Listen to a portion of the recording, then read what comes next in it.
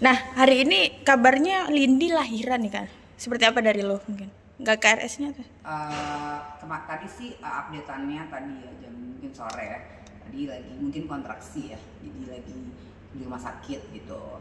Terus ini katanya udah lahiran. Ya bersyukur ya, artinya lahir bayinya alhamdulillah sehat, laki-laki. Namanya kalian bisa, tadi aku lupa namanya. Ini namanya di update Mami tadi. Oh ya, Namanya Perfectio Mutmain Perfectio. Mutmain Virgon. Nah, Mutmain seperti ya. apa sih Kak mungkin artinya? Ya perfeksio mungkin itu perfect kan diambil dari sempurna, mungkin itu doa ya. Ya itu kesepakatan antara Virgo dan Lindi ya. Mungkin itu ada arti-arti tertentu dan mereka sepakat kasih nama itu ya. Mudah-mudahan apa namanya anaknya bisa apa ya, bisa sesuai yang diharapkan, doa-doa dari nama, arti nama itu. Kalau untuk artinya sendiri aku nggak ngerti ya. Cuma kalau dari perfect kan aku artinya sempurna. Nah, Bagus lah.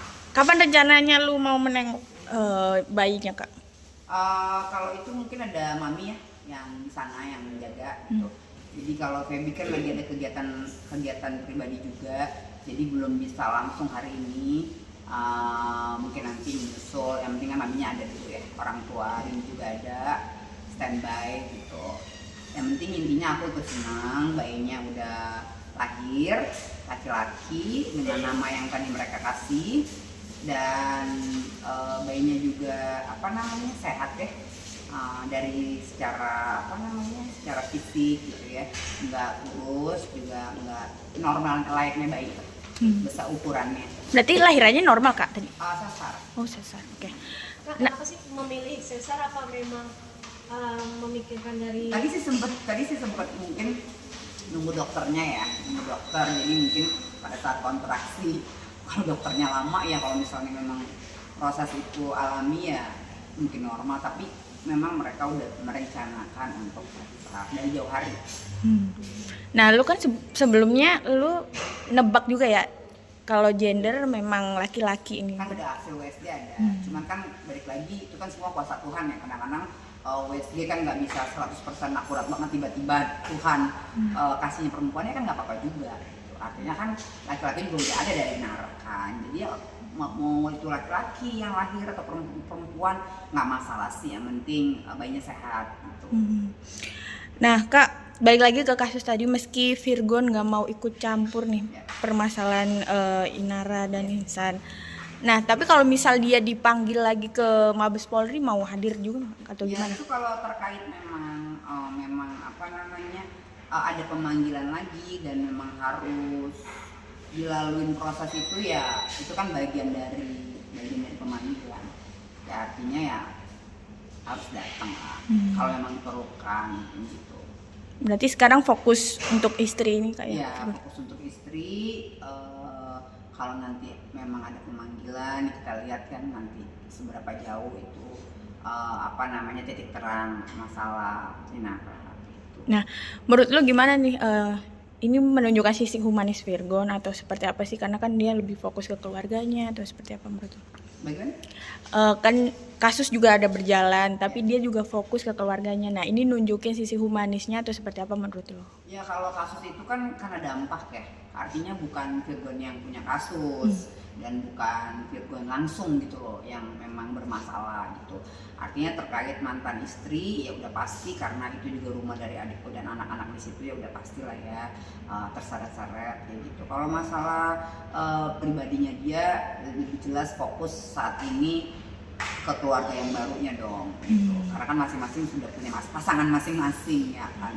Jadi ya paling bentuk supportnya Virgon mungkin ya apa namanya nggak pengen juga gitu masalah ini berkepanjangan. Kalau gimana kan nggak ada untung dan ruginya juga, maksudnya nggak ada untung dari sisi adik aku juga, karena kalau ada apa-apa terhadap ibunya anak-anak pasti kan Virgon juga ikut repot ya dalam hal ini.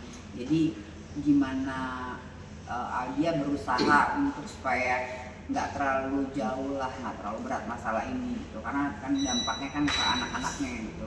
Kalau terjadi hal-hal yang tidak diinginkan ya, artinya korbannya kan anak-anak juga, dan itu kan pastinya dampaknya ke dia juga.